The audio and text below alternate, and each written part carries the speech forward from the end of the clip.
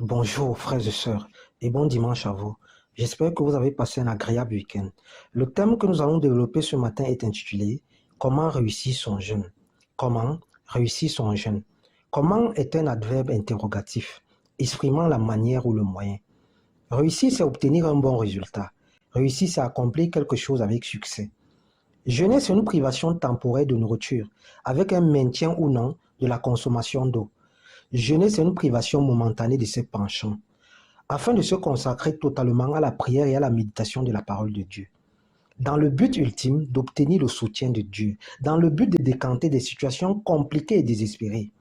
Le jeûne est une arme spirituelle hyper importante dans la vie des enfants de Dieu, car cette arme spirituelle nous donne le pouvoir de vaincre les tentations et de fixer notre attention sur les choses spirituelles.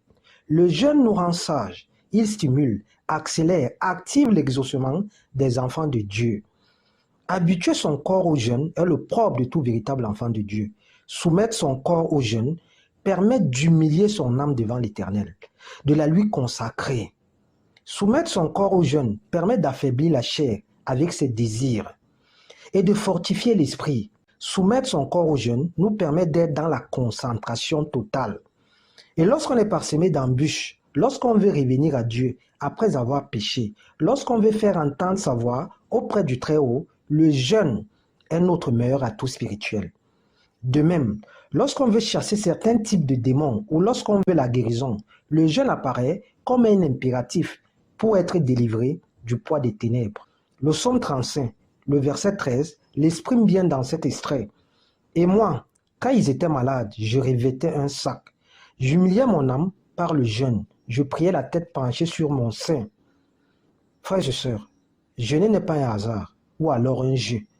Chaque enfant de Dieu affermi dans la foi s'exerce continuellement au jeûne. Car grâce au jeûne, nous acquérons la maîtrise de soi. Savoir contrôler son corps est essentiel pour tout enfant de Dieu. Avoir la parfaite maîtrise de nos membres est un signe de notre affermissement dans les Écritures et dans la foi. Relevons d'emblée ce matin que tous les jeûnes ne portent pas de bons fruits. Et ceci est dû à l'absence de certains prérequis avant et pendant que nous jeûnons. Les prérequis ici renvoient à l'ensemble des conditions à respecter, à remplir, à entrevoir pour réussir son jeûne.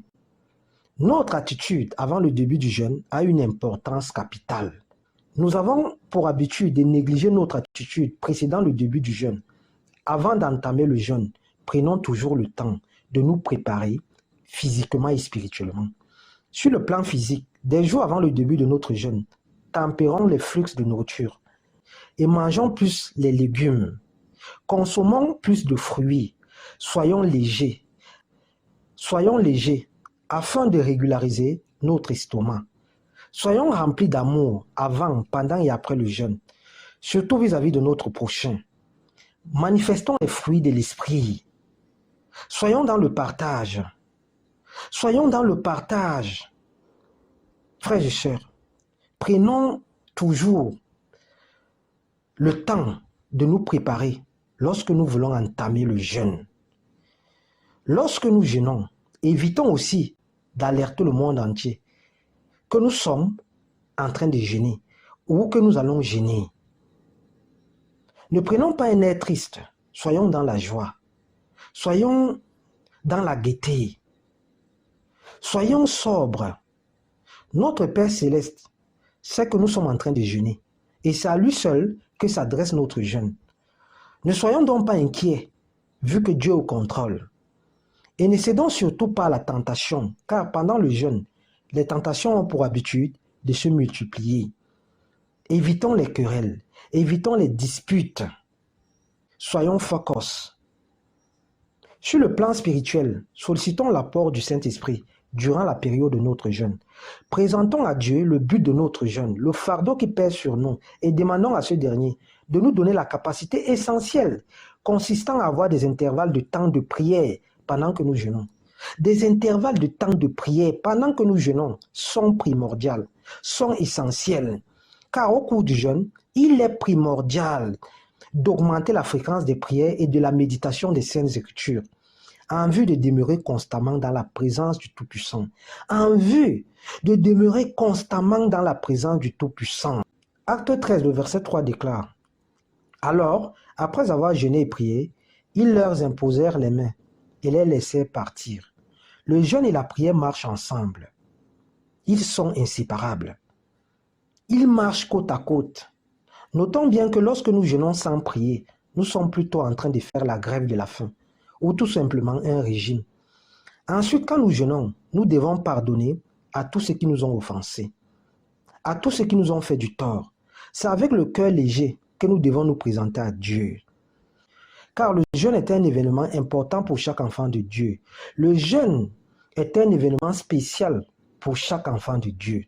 Le Tout-Puissant a un regard particulier sur tout enfant de Dieu qui jeûne. Ce dernier est pointilleux. N'allons pas devant le Tout-Puissant avec deux faces, avec un cœur double. N'allons jamais devant le Seigneur avec un esprit hypocrite. Vu que Dieu nous connaît mieux que nous-mêmes, frères et sœurs, dépouillons-nous toujours du vieil homme avant d'entrer dans le jeûne. Le jeûne a un pouvoir énorme. Il peut nous élever, tout comme il peut nous rabaisser. Car bon nombre de jeûnes ne sont pas agréables à Dieu. Il ne se glorifie pas au travers de tous les jeûnes. Bon nombre de jeûnes ne sont pas sous l'impulsion du Saint-Esprit. D'ailleurs, Ésaïe 58, le verset 6 à 7 déclare: Voici le jeûne auquel je prends plaisir. Détache les chaînes de la méchanceté, dénoue les liens de la servitude, renvoie libres les opprimés, et que l'on rompe toute espèce de joug. Partage ton pain avec celui qui a faim, et fais entrer dans ta maison les malheureux sans asile. Si tu vois un homme nu, couvre-le, et ne te détourne pas de ton semblable. Alors ta lumière poindra comme l'aurore, et ta guérison germera promptement. Ta justice marchera devant toi, et la gloire de l'Éternel t'accompagnera. Et la gloire de l'Éternel t'accompagnera. Voici le jeûne auquel le Seigneur prend plaisir. Le jeûne auquel le Seigneur sourit. C'est ce jeûne où nous ouvrons nos portes aux nécessiteux, où nous sommes remplis de justice, où nous sommes passés par la repentance, où nous vivons dans la sanctification. C'est ce jeûne-là qui est l'émanation de la gloire de Dieu. Un jeûne qui se fait avec des vertus. Un jeûne qui respecte les canevas du Tout-Puissant. Frères et sœurs, sauf en cas de force majeure, ne débutons jamais le jeûne sans préparation, sans la coordination du Saint-Esprit. Car lorsque nous jeûnons sans préparation, la concentration va nous manquer. Nous allons nous laisser emporter par les désirs, les loisirs, par des choses inutiles et éphémères. Et parfois, nous allons même oublier de respecter nos heures de jeûne et de prière. Donc l'impréparation avant tout jeûne est à éviter absolument. Nous devons toujours bien anticiper avant le début du jeûne. Pour éviter d'entamer un jeûne dans la précipitation, prenons toujours notre temps et soulignons ce matin que dans l'Ancien Testament, le jeûne avait une connotation d'abnégation, une connotation d'autodiscipline. Le jeûne était associé à l'humiliation devant Dieu. Quelquefois, c'était une expression de pénitence. En fait, le jeûne était une sorte de deuil, car l'on s'humiliait totalement devant Dieu. On suppliait le Tout-Puissant de pardonner nos péchés, d'intervenir en notre faveur afin de nous secourir. Le jeûne, frères et sœurs, est aussi une reconnaissance, une profession de foi que nous comptons sur la future miséricorde de Dieu. Le jeûne est l'expression de notre humiliation. Nous nourrissons notre esprit en jeûnant. Le jeûne nous prépare à des responsabilités spirituelles, à des responsabilités physiques. C'est ce qui est écrit dans Luc 4, le verset 14. Nous lisons ce matin. Yoshua marcha, revêtu de la puissance de l'esprit, retourna en Galilée, et sa renommée se répandit dans tout le pays d'alentour. Grâce au jeûne et à la prière, notre Sauveur a été revêtu et recouvert de la puissance de Dieu dans son entièreté. Dans son entièreté, les bienfaits du jeûne ne sont plus à démontrer. Ils sont énormes, ils sont immenses. Frères et sœurs, le moyen le plus important de revenir à Dieu après avoir péché, c'est le jeûne associé à la prière. C'est ce qui est écrit dans Joël 2, le verset 12. Nous lisons: Maintenant encore, dit l'Éternel, revenez à moi de tout votre cœur, avec des jeûnes, avec des pleurs et lamentations. Avec des pleurs et lamentations, revenez à moi lorsqu'on a péché. Nous pouvons revenir à Dieu au travers du jeûne, en nous humiliant devant lui. Enfin, chaque enfant de Dieu doit jeûner lorsque l'oppression, la maladie ou les échecs à répétition frappent à la porte. Le jeûne a une force incroyable, un pouvoir immense. Sachons seulement bien coordonner notre jeûne pour voir la toute-puissance de Dieu se matérialiser dans notre vie. Bon dimanche et bon début de semaine. C'est ce thème qu'on avait à développer ce matin. Merci.